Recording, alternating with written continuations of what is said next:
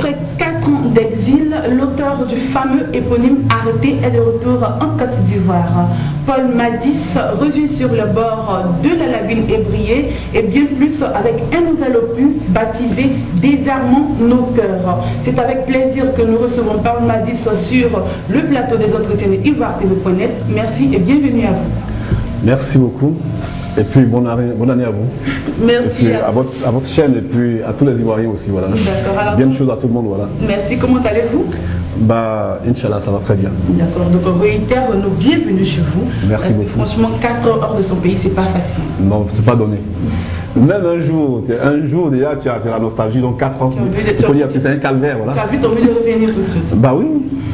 On est mieux que chez soi, franchement. D'accord. Voilà, alors, comment pourrions-nous vous présenter à ceux qui ne vous connaissent pas? Bah, je pense que c'est simple. Je suis Paul Madis, artiste chanteur ivoirien, voilà, qui a quitté son pays pendant un bout de temps parce qu'il y avait des petits froufrous, comme on le dit chez nous ici. Voilà, donc je me suis dit il fallait que je rentre au pays parce que je crois que la lutte, le combat doit se mener ici. Et puis voilà, les Ivoiriens ont besoin de nous, les Ivoiriens ont besoin de paix, d'harmonie, d'entente. Et puis voilà quoi. Nous autres qui sommes les artistes qui apportons la bonne humeur dans les foyers, dans les cœurs, je pense qu'il était notre devoir d'être là maintenant. C'est maintenant que la Côte d'Ivoire a besoin de nous. C'est pas demain quand tout va s'arranger. C'est maintenant que nous devons contribuer, n'est-ce pas, à cuire l'œuf de la Côte d'Ivoire pour que chacun puisse consommer l'omelette tranquille. D'accord. L'on vous a mieux connu sous l'album Arrêté. Oui. Alors quel était le message particulier que vous vouliez faire passer par cet album-là? Bon, il faut dire que quand j'ai composé Arrêté, les gens, les politiques étaient en campagne en 2000, pour les élections de 2000. Et puis quand moi j'ai vu un peu l'atmosphère, je me dis Dieu m'a inspiré, Dieu a dit attends, il y a un truc qui va venir. Et il faut prévoir cela. Et puis voilà, comme ça la chanson, les paroles sont venues seules. Arrêtez, ne détruisez pas mon pays, ne détruisez pas nos acquis, tout et tout, c'est venu seul. Donc le message que je voulais passer, c'est ce message que je passe aujourd'hui encore. Il est encore temps qu'on ne détruise pas ce pays définitivement. Il est encore temps qu'on ne détruise pas nos acquis. Parce que c'est facile de détruire, mais il est difficile de construire. Voilà. Et déjà dans le temps, avec cet album-là, avec cet opus Arrêté, comment est-ce que vous étiez déjà? Vous étiez vu? Bah moi, j'ai pas eu des milliards, j'ai pas eu des millions, mais j'ai eu l'affection des Ivoiriens. Et ça m'a marqué. Dites-vous qu'un jour, j'étais là, à la rue Princesse, là, avec Pat Sako de Espoir 2000, on était arrêtés, on devait partir à San Pedro. Et puis, il y a une vieille dame qui venait de la Cola. Quand je dis une vieille, c'est vraiment une vieille femme. Elle a traversé, et puis de l'autre côté, elle s'est retournée. Elle m'a fixé, elle est revenue. Elle avait un billet de 500 francs, les 500 francs verts d'avant là. Au bout de son pagne, elle a défait ça. Et elle dit, mon fils, tiens, bois l'eau pour ce que tu as fait pour nous. Ça n'a pas de prix ça. J'ai pris un taxi, je crois à Cocody, j'habitais à Yopougon, donc j'ai rentré à Yopougon. Le taximètre, il pleuvait, et puis c'était sous, on était sous les coups-feux et autres là. Donc 10 heures, il fallait être chez soi. Mais le mec me dit, attends, si mon père t'a pas vu et puis il meurt, j'aurai ça sur ma conscience. Le taxi, tu ne le payes pas. Alors tu as salué mon père et puis on va partir. Et sous la pluie, on rentre dans un quartier, mais je veux dire un quartier, un ghetto, je veux dire. Et puis le vieux sort, sous la pluie, se met à genoux. Et puis il me dit, mon fils, je peux mourir en paix. Ça, c'est pas donné à tout le monde. Et donc j'ai eu beaucoup de choses. Il y a même un monsieur qu'on appelle Madi, qui a marché, selon ce qu'il m'a dit, de Korogo à Abidjan. Et ce monsieur, quand il est arrivé à Abidjan, il a cherché où j'étais. Et un matin, il est venu juste chez moi pour me dire merci et puis repartir. J'ai plus de ces nouvelles. Ça n'a pas de prix. Donc voilà ce que j'ai gagné avec les Ivoiriens. D'accord, donc on peut déjà dire que l'objectif avec cet album a été atteint. Atteint. Voilà, parce que j'ai touché toutes les classes, la classe sociale, j'ai touché toutes les régions, j'ai touché tous les cœurs en fait. Le message est passé et il a parlé. Le message, je dis dans le temps, l'opposition d'alors m'a même félicité. On dit que les gens ont chanté la paix encore, mais toi vraiment tu as chanté. Et ça n'a pas de prix. Voilà. Donc l'album a tenu à réunifier, avant même que la crise ne survienne, à réunifier toute la population ivoirienne. Effectivement. Parce que je l'ai joué au Forum de la Réconciliation et je suis tombé entre les politiques. Il y a une pause et puis on va manger. Donc pendant qu'on mangeait, je crois que ce jour-là, il restait un morceau de pain dans le truc. Alors je veux le prendre et puis il y a un ministre qui prend l'autre côté. Et puis il lève la tête et il dit, ah c'est toi, tu as chanté pour nous, prends. Il lui a dit prends ce pain parce qu'il est âgé. Mais il me dit non, toi il faut prendre parce que ce que tu as chanté, c'est pas donné à tout le monde. Donc je veux dire, cet album a fait beaucoup de bien aux Ivoiriens. Il a fait beaucoup de bien aux Ivoiriens. Même sur cette terre, on ne peut pas faire l'unanimité. Mahomet ne fait pas l'unanimité. Jésus ne fait pas l'unanimité. Donc voilà, je veux dire, c'est pas nous comme ça qui allons faire l'unanimité. Mais je veux dire que mon message en tant que tel, pour moi, j'ai atteint mon objectif. J'ai permis aux Ivoiriens de retrouver la paix, j'ai permis aux Ivoiriens de s'entendre et puis d'apaiser un peu, un temps soit peu, n'est-ce pas, les cœurs, voilà. Mais malgré cela, des années après, la Côte d'Ivoire connaît une autre crise encore plus profonde. Oui. Et c'est ce qui vous a amené d'ailleurs à sortir du pays. Oui. Comment est-ce que vous êtes arrivé à sortir du pays dans ce moment de crise, dans ce moment de vive tension? Bah, il faut dire que je ne vais pas... J'aime pas trop parler de cet épisode de ma vie. J'aime pas trop parler de cet épisode-là parce que il faut dire que c'est douloureux. C'était vraiment très grave, très vif. Pas pour moi seul, mais pour tous les Ivoiriens. Pour tous les Ivoiriens. Et puis nous qui sommes restés en vie, c'est pas parce qu'on était mieux que les autres qui sont morts. C'est pas parce que Dieu nous aimait plus que ceux qui sont morts. Je veux dire que eux, peut-être qu'ils devaient mourir à cette période-là. C'est pas qu'ils sont morts.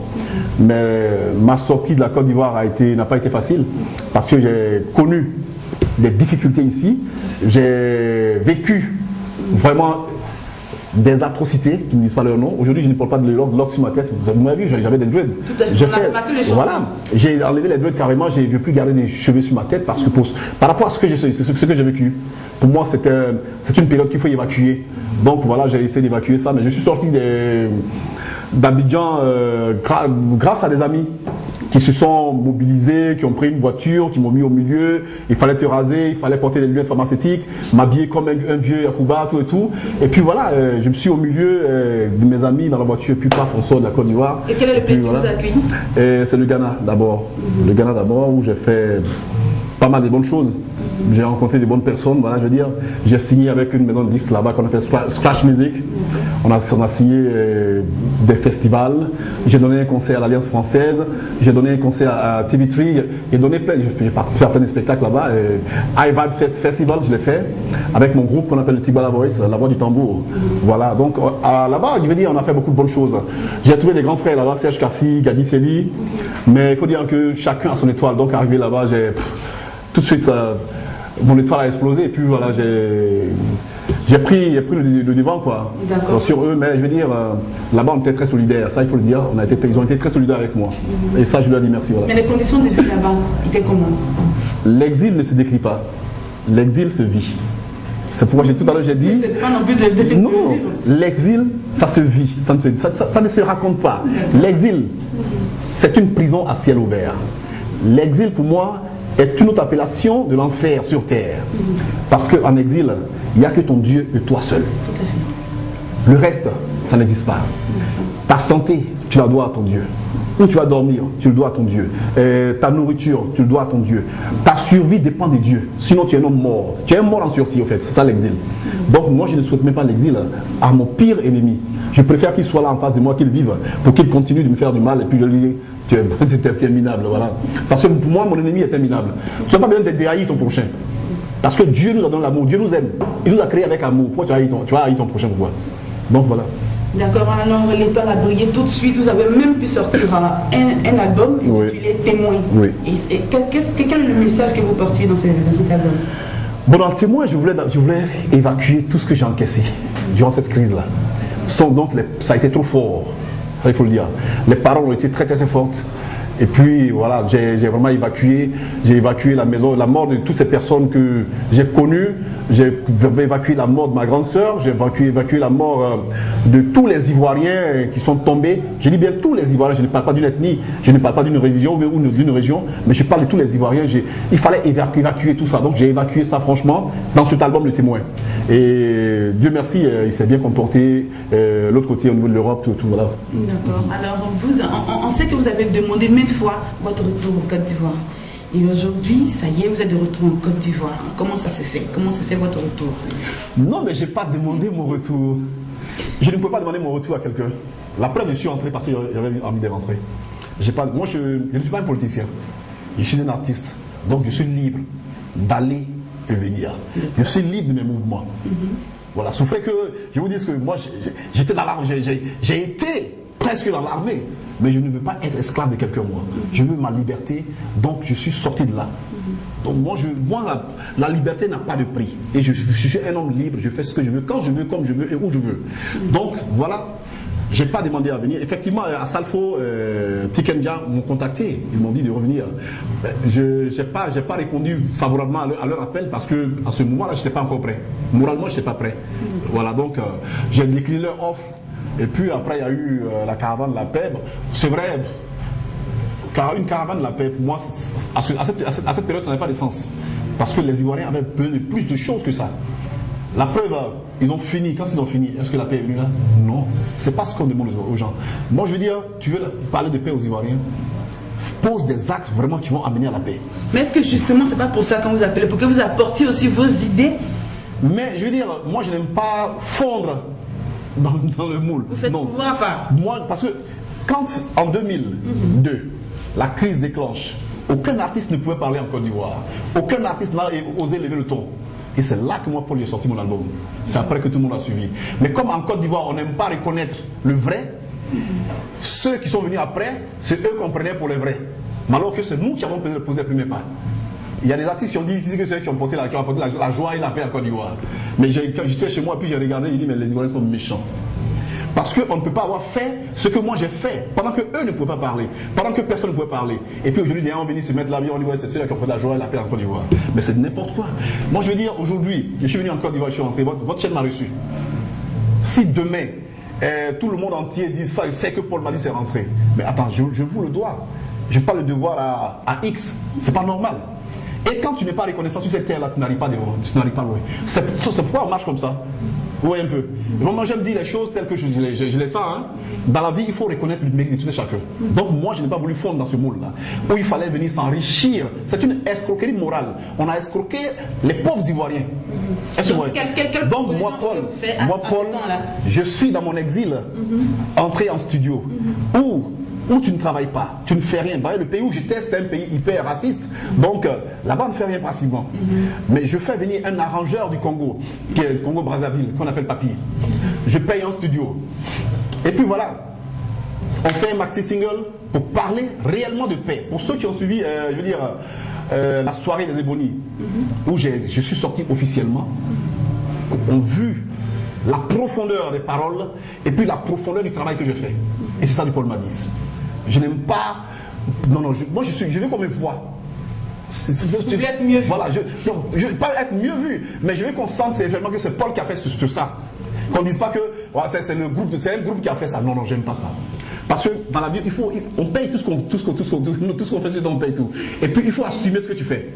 Il faut assumer. Donc moi j'assume ce que je pose. Moi je suis venu en Côte d'Ivoire pour lancer ce message aux Ivoiriens. Je dis désarmons nos cœurs. Parce que le problème c'est quoi?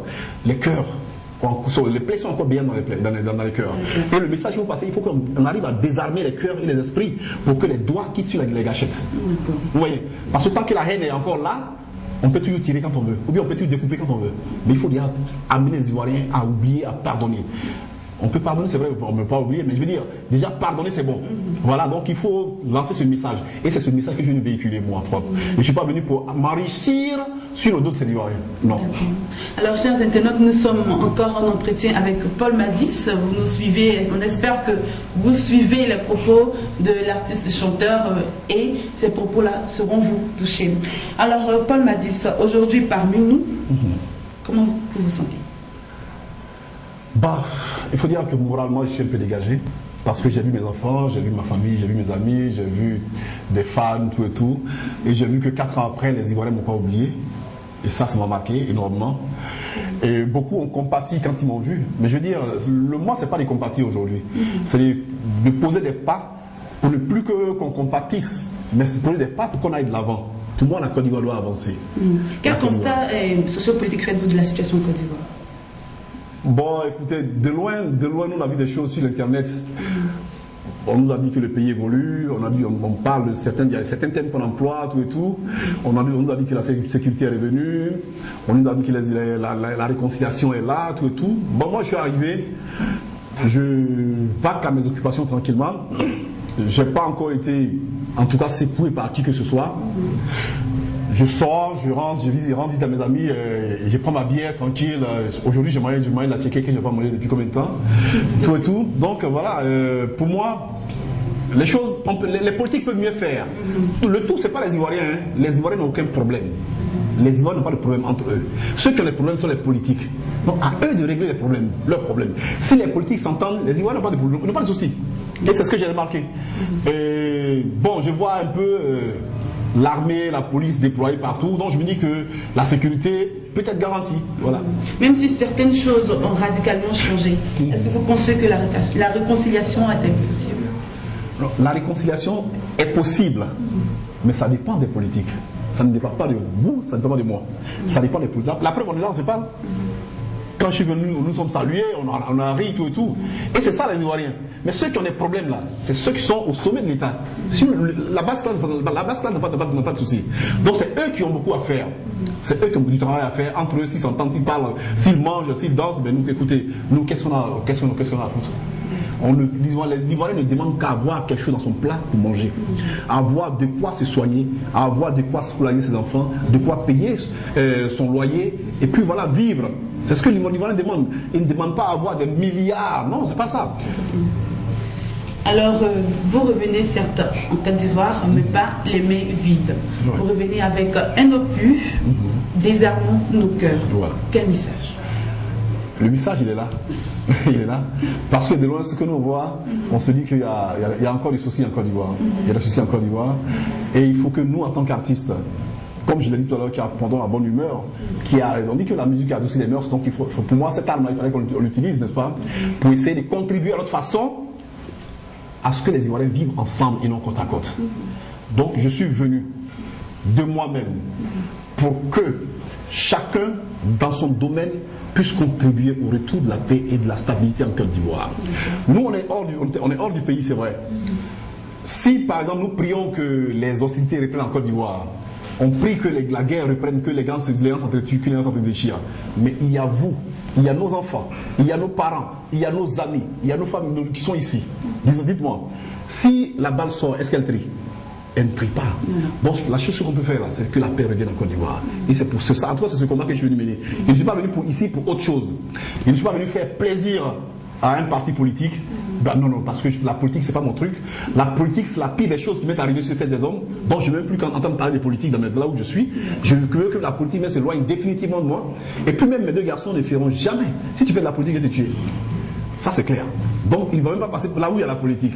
Mais nous, ce que nous devons faire là, c'est que la paix revienne pour que nos frères qui sont ici, nos enfants qui sont ici, nos parents qui sont ici là, soient épargnés de toute exaction. D'accord. Et il sort quand? Bon, nous sommes en train de bosser là-dessus, on compte le sortir juste à la fin de ce mois. Il y a combien de titres? C'est un maxi single, là, 2 titres. Il y a un titre qu'on appelle Des Amants au cœur, puis l'autre c'est Topé. Topé juste pour dire aux Ivoiriens qu'on revienne un peu à nos traditions.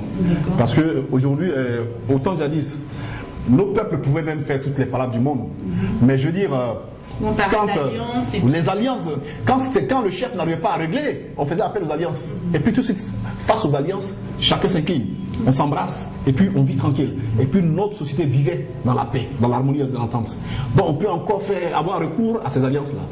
Donc voilà quoi, le message lui passe. Et quels sont les projets qui sont déjà faits autour de cet album? Déjà à la sortie, il y a les vidéos, les 2 vidéos qu'on doit tourner. Et puis il y a un grand concert, c'est des concerts plein air. Pour essayer de lancer d'abord ce message. Et puis voilà, ça va se faire dans plusieurs zones de la Côte d'Ivoire, des zones qui ont été vraiment frappées par cette crise. On va apporter ce message-là.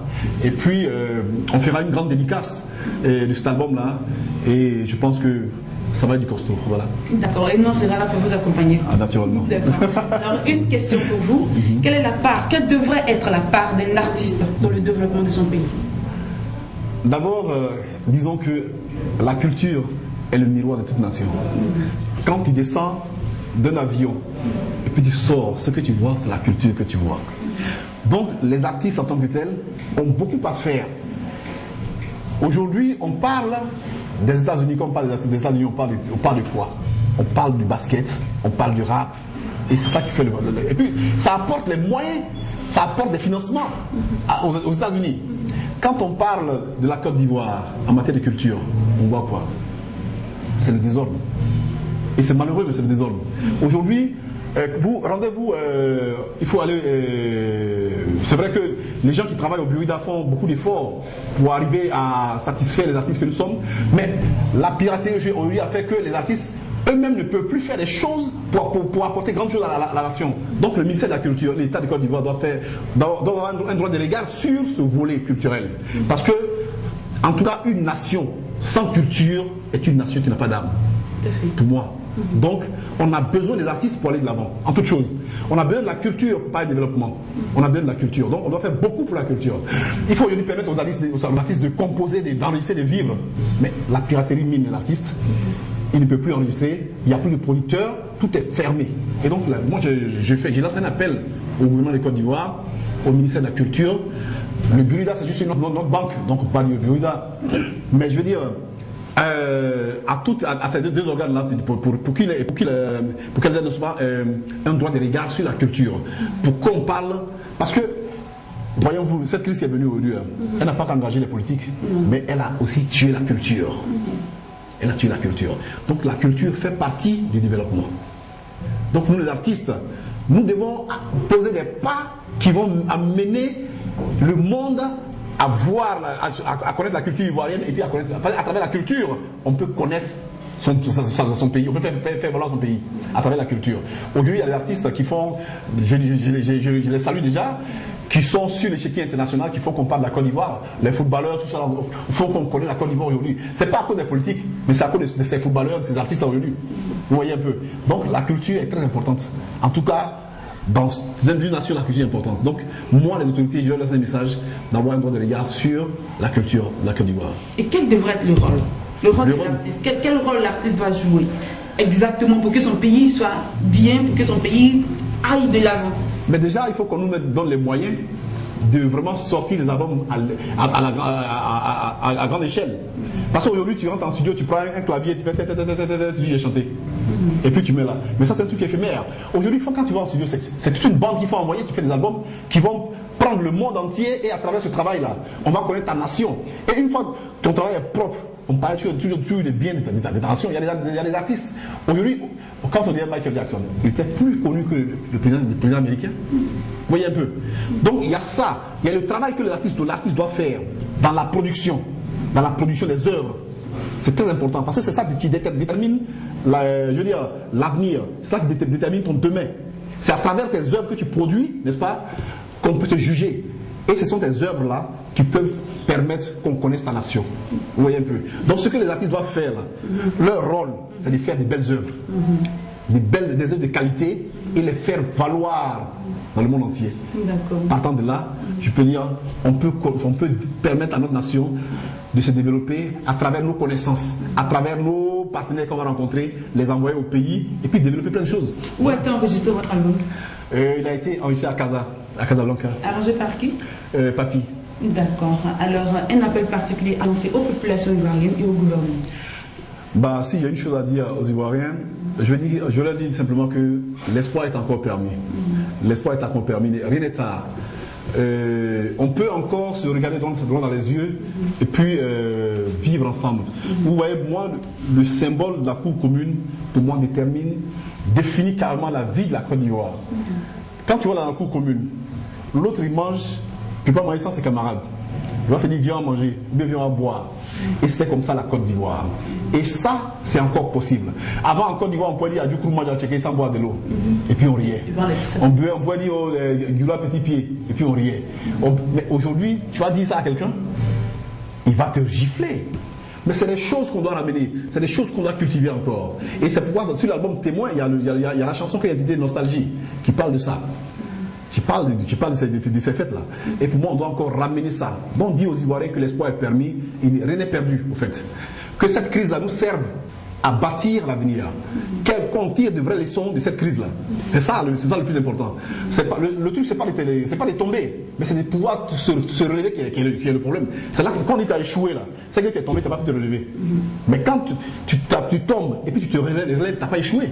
Donc, on peut encore construire ce pays ensemble. On peut bâtir ce pays ensemble. Il suffit qu'on y mette un peu, je veux dire, chacun y mette du sien, quoi, voilà, que chacun apporte sa pierre à l'édifice. Et puis dire aux politiques que franchement les Ivoiriens ont assez souffert, aujourd'hui, ils ont besoin de paix, ils ont besoin de vivre, ils ont besoin de manger, ils ont besoin d'aller à l'école, se soigner. Voilà ce que les Ivoiriens vous demandent. Donc, ayez le courage de vous parler entre vous et de régler vos problèmes internes qui vous minent. Et puis, nous là, les retombées des fruits, parce qu'aujourd'hui on considère les politiques comme les singes. Quand le singe il mange des fruits, il laisse tomber un peu. Donc ce qui sont tombés, nous à manger. Mais quand vous mangez tout, nous à manger quoi. Donc voilà un peu. Pensez aux Ivoiriens et puis on se tient. D'accord. On a été très ravis de vous recevoir sur ce plateau. On espère que ce ne sera pas la dernière fois. Je le pense bien. D'accord. Merci à vous d'avoir répondu favorablement à notre invitation. Merci à Ivoire TV. Et puis vraiment succès à vous. Et puis voilà, faites la promotion des artistes ivoiriens, ils en ont besoin. C'est vrai, on en a besoin et puis voilà quoi. Parce que personne d'autre ne pourra le faire pour nous. Et moi je vous encourage, si on a à travers nos contacts des choses à apporter, on pourra toujours vous les apporter. Merci. Et ça, soyez-en sûrs. Merci à vous. Voilà. Alors, chers internautes, l'émission est terminée. Paul Madis est de retour en Côte d'Ivoire avec son album Désarmons nos cœurs, dont les paroles sont à méditer et à enseigner à la postérité. Comme lui, nous espérons que les fils de ce pays reviendront à la mère patrie pour que la Côte d'Ivoire soit réunifiée à jamais. Merci à vous de nous avoir accordé de votre précieux temps. Nous espérons vous revoir très prochainement dans un autre élément.